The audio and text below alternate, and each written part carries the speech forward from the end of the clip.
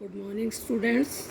आज हम रस के दो और अंगों के बारे में पढ़ेंगे, अनुभाव और संचारी भाव। आज हम पढ़ेंगे अनुभाव। अनुभाव जैसा कि इसके नाम से ही पता लग रहा है कि अनु का अर्थ होता है पीछे चलना। तो इसीलिए आश्रय की चेष्टाओं अथवा रस की उत्पत्ति को पुष्ट करने वाले वे भाव जो विभाव के बाद उत्पन्न होते हैं उन्हें अनुभाव कहते हैं।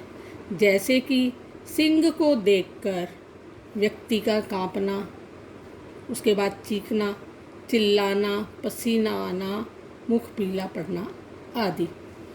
अनुभाव के 4 भेद माने गए हैं। कायिक अनुभाव आश्रय के द्वारा इच्छापूर्वक की जाने वाली क्रियाओं को कायिक अनुभाव कहते हैं, जैसे कि उछलना, कूदना, इशारा करना आदि। नंबर 2 पे हम वाचिक या मानसिक अनुभाव, वाणी के द्वारा जो इच्छाएं आश्रय के द्वारा अभिव्यक्त की जाती हैं उन्हें वाचिक अनुभाव या मानसिक अनुभाव कहते हैं।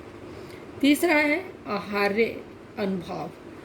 जब किसी कृत्रिम वेशभूषा को देखकर हमारे मन में जो भाव उत्पन्न होते हैं उन्हें हम आहार्य विभाव कहते हैं, जैसे जोकर की वेशभूषा को देखकर चकित हो जाना। नंबर 4 पर है सात्विक अनुभाव। जिन शारीरिक क्रियाओं पर हमारा कोई अधिकार नहीं होता और उन्हें हम सात्विक अनुभाव कहते हैं, जैसे कि आँखों से आंसू आना, स्वर भंग होना, कांपना, प्रलाप करना आदि। तो इसी प्रकार से सात्विक अनुभाव के भी 8 भेद माने गए हैं, जो इस प्रकार है: स्तंभ, खेद, रोमांच, स्वरभंग, कंप, विवरणता, अश्रु और प्रलाप करना। इनका परिचय इस प्रकार दिया गया है। स्तंभ, इसका अर्थ है जड़ हो जाना या शरीर की गति रुक जाना। स्वेद का अर्थ होता है पसीना आना। रोमांच का मतलब है कि रोंगटे खड़े हो जाना। स्वरभंग का मतलब होता है कि जैसे कि हकलाना, तुतलाना, घबराहट में आवाज़ का ठीक ना निकलना। कंप शरीर कांपने लगता है। विवरणता, चेहरे का रंग बदल जाना। अश्रु, आँखों में आंसू आना। प्रलाप, बातों को याद करके जोर जोर से रोना।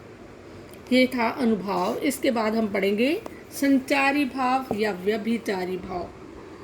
आश्रय के मन में स्थायी भाव के साथ आते जाते रहने वाले अन्य भावों को संचारी भाव कहते हैं।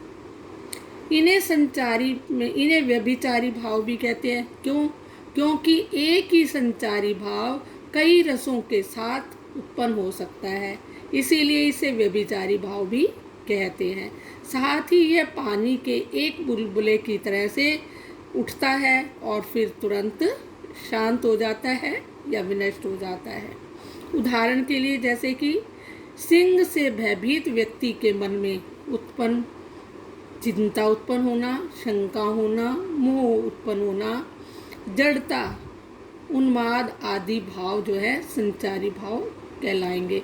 संचारी भावों की संख्या 33 मानी गई है, जो इस प्रकार है: निर्वेद, आवेग, दीनता, श्रम, मद, जड़ता, उग्रता, मोह, अनुभूति, स्वपन, मूर्छा, गर्व, मरण, आलस्य, क्षोभ, निद्रा, भावगोपन, उत्सुकता, उन्माद, शंका, स्मृति, मति, व्याधि, संत्रास, लज्जा, हर्ष, जलन, विषाद, धैर्य, चपलता, ग्लानि, चिंता, वितर्क आदि।